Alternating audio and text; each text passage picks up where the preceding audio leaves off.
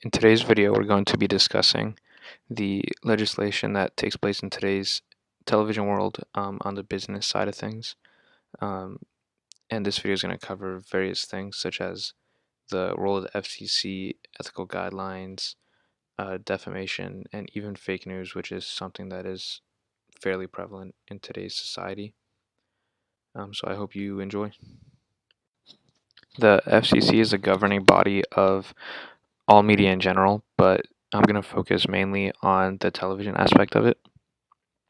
The broadcasting specifically is regulated differently than print and online media, mainly because they use an electromagnetic spectrum, and the biggest reason is that programs can actually reach young children a lot easier. So because of this, the government wants to make sure it's clean and it's a viable source of entertainment for them. You don't want kids looking at inappropriate things, whether it's profanity, nudity, things of that nature. And then building off that, broadcasting and electronic media receive only partial First Amendment protection. So that doesn't mean they get total free speech. The government has to clear what they say and make sure it's okay. The FCC's job is to also make up any rules and regulations that TV stations need to follow, and then it's their job to enforce it. Some of the rules come from congressional legislation, and some just come from the FCC themselves.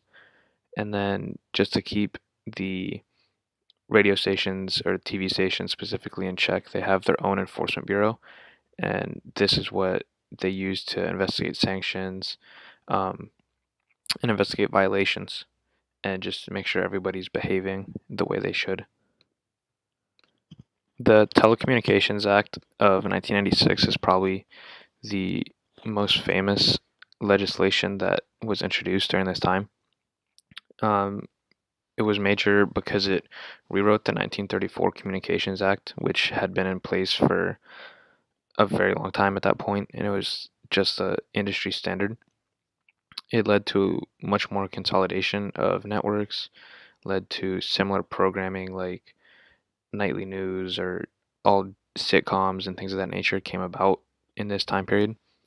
It kept track of voices, um, and a lot of networks thought they would actually save money because of this, but it was a lot less than expected. And the Telecommunications Act also introduced the Internet Tax Freedom Act. Obviously, that doesn't necessarily affect TV itself, but it was a ban on taxation of internet access. And then performance tax was royalties for performers.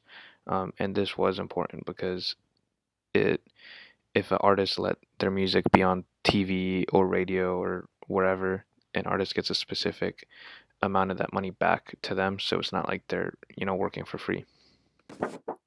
So deregulations overall greatly impacted the TV industry as well as the radio industry. Radio deregulation took place in 1981, but TV, which is our focus, didn't come in until 1984. But the process overall began in the 1970s when the FCC began relaxing their controls, and this was due to the fact that it was kind of a versus situation where it was regulating for the public's interest, convenience, and necessity versus letting the media marketplace guide station behavior. And this just came down to them realizing maybe we're just controlling too much and maybe we should let the networks decide what is good for the market, and it'll create a little more competition. And this in turn created fewer public service programs, and there became no limits on commercial time. So if you had the money, you could pay for it. It was much easier to renew a license of a TV show or a sitcom or something like that. Um, the ownership limits increased over time. So one specific entity like an ABC and NBC, or even bigger companies like Disney, could own more and more of the market without fear of being reprimanded by the FCC.